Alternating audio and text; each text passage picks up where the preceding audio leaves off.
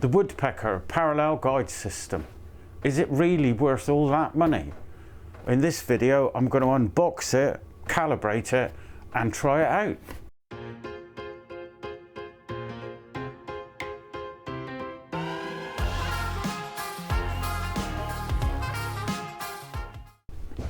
So here it is, $369 or £265, allowing for exchange rates, blah blah blah, fluctuation, without the sustainer. I've been hankering after one of these for years. They look fantastic on all of the websites and the videos that I've watched about them. And I now note with some interest that there are a number of other manufacturers who are making parallel guide systems as well. I particularly wanted the Woodpecker system because I've got a few of their other tools and I think they're fantastic tools, beautiful. They're all very expensive, but they're all beautifully made. So here's Woodpecker's parallel guide system. As you'd expect, it's boxed in some very protective foam. There appears to be no damage anywhere on the system at all. No dinks, dents or bumps or scratches. Incidentally, I ordered this from America. I didn't buy it from a UK supplier because it was cheaper at that time to get it direct, even with delivery and import duty. So the parallel guide system consists of the parallel guide system instruction pamphlet, leaflet, A4 piece of paper, which identifies all the component parts. So we have 2 main body brackets, we have 4 flip stops, we have 8 dual purpose tracks with scales, we have track connectors, and we have narrow stock guides. Where are the narrow stock guides? And these apparently are the narrow stock guides.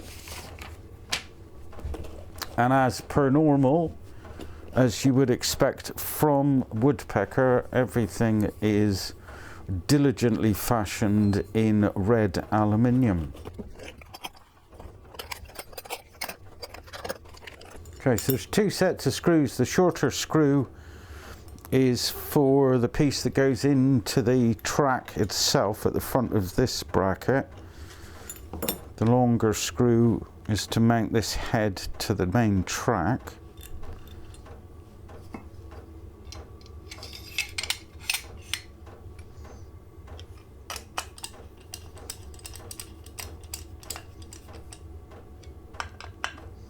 I'm just going to nip up the screws for the minute. I'm not going to over tighten.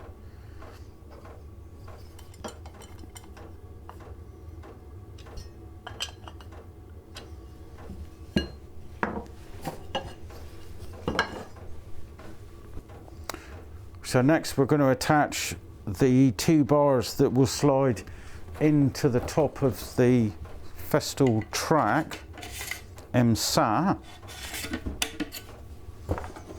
using the 2 shorter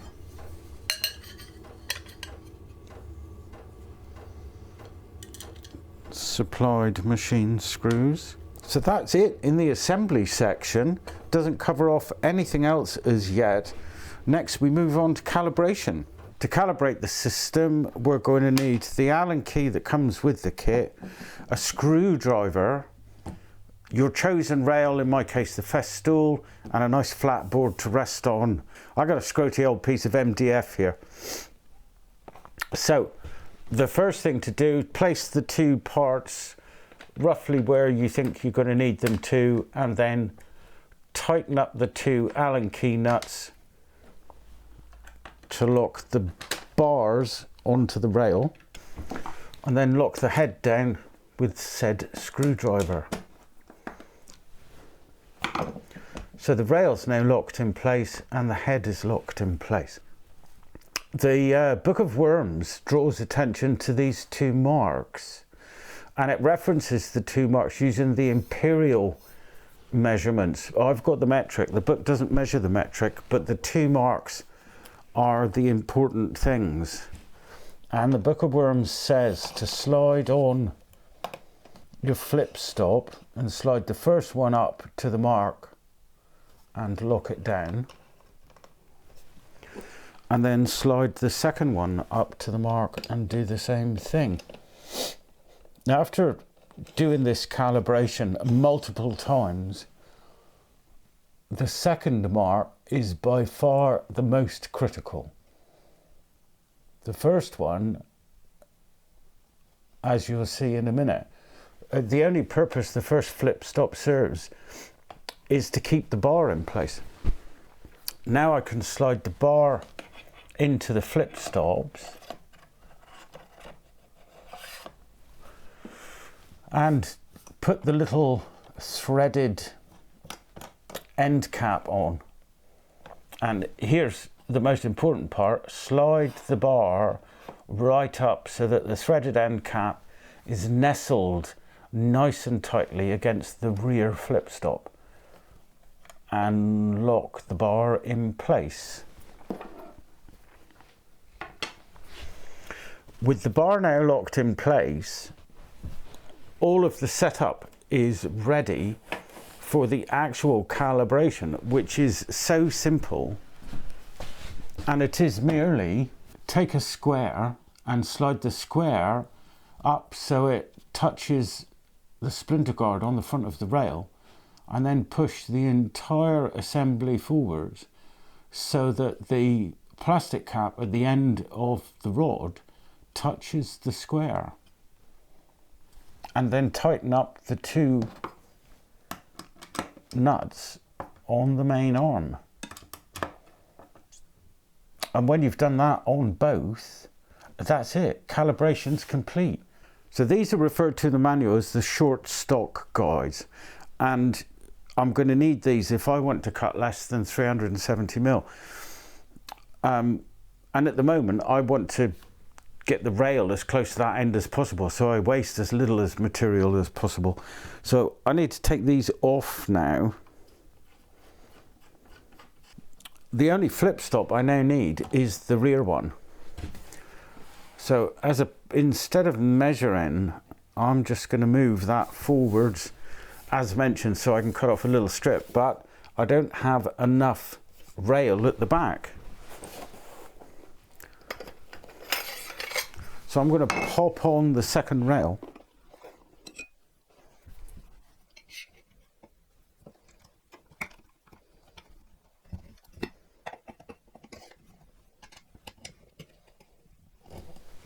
Which again is nice and simple.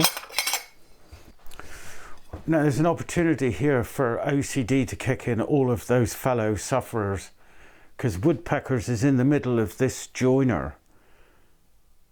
But Woodpeckers itself, you'd really like to put the join between the D and the P, but that's not in the middle of the joiner. Which way do you go? I'm going to go between the P and the E.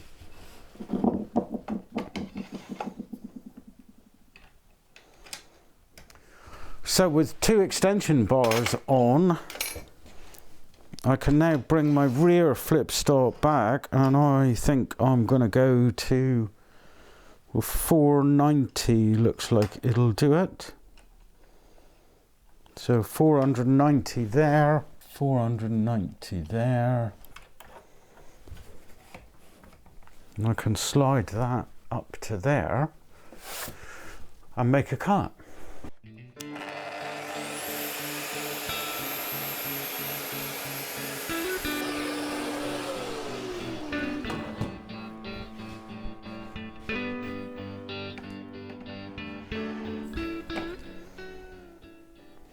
$4.90 on the button, which you'd expect, wouldn't you? Okay, but the test for me is not going to be whether it will cut to exactly what's written on the gauge. The test is going to be what it's like to use with the weight hanging off the back of the rail. My one complaint about the Festool parallel guides was the fact that they just made the whole thing so unwieldy. It was well, I felt it was impossible to use, hence buying the Woodpecker version. So behind me are two examples of some lovely sheets of plywood, and I need to cut them up for another project, so you may well see this footage twice, but I have a number of panels of the same size to cut, and wouldn't it be great if I could take them straight off of the cut from the track saw and not have to feed them through the table saw. So let's see how well that goes, and then we'll discuss it thereafter, shall we? Sounds like a plan. So here's my first issue. I've got my sheet out, and the first cut I want to make is the cleanup cut along the edge. But I calibrated the system on this rail, not on this rail. Now, all things being equal, the splinter guard should be cut to exactly the same point because it was done with the same saw, but I feel the need to recalibrate it. Plus, I've just put a brand new blade in, so I doubly feel the need to recalibrate it. Do I need to? I don't know, but I'm going to.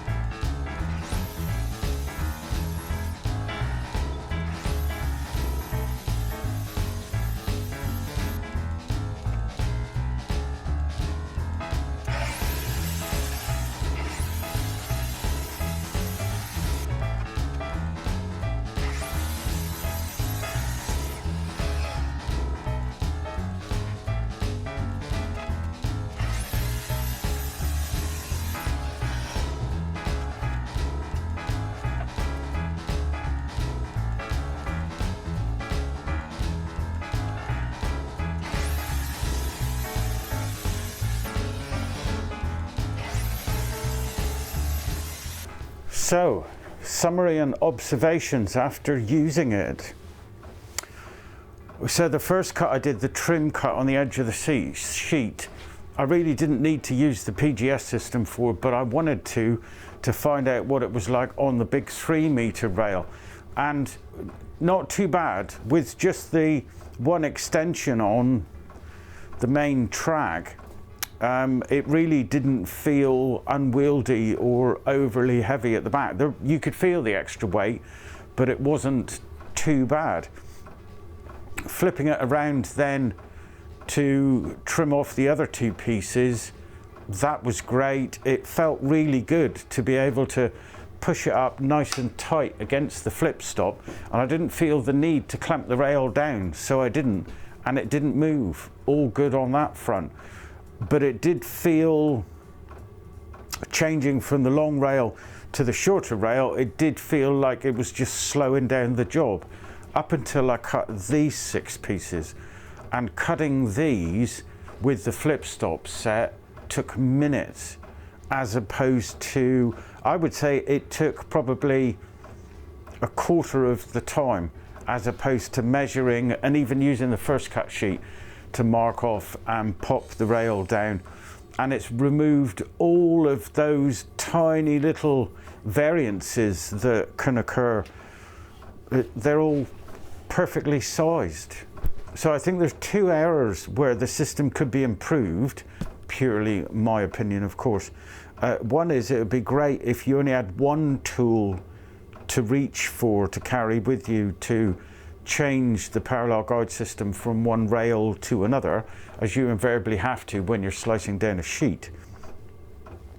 Allen key and a screwdriver, either one or the other would be fine, I think. And the other point is, when you calibrate the system, you're lining up the flip stop with the little guide point on the rail by eye, and it would make it even more accurate if you could do that with a factory preset, maybe a spring-loaded ball bearing in the bottom of one of the flip stops that would auto-locate into a little impression in the main track. That notwithstanding, I am absolutely delighted. It is far, far easier to use than the Festool. Again, just my opinion.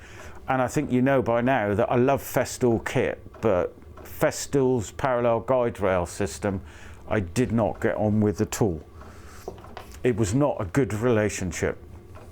Being able to remove the track, make it smaller, lighter, easier to flip around is absolutely fantastic. Love it to bits. So that's the end of my unboxing, review and usage of Woodpecker's parallel guide system. It's a hell of a lot of money, but if you cut down a lot of sheet goods, or even a reasonable amount of sheet goods, the ability to make accurate repeat cuts all the time, I think I've got to say it's worth it. I'm chuffed.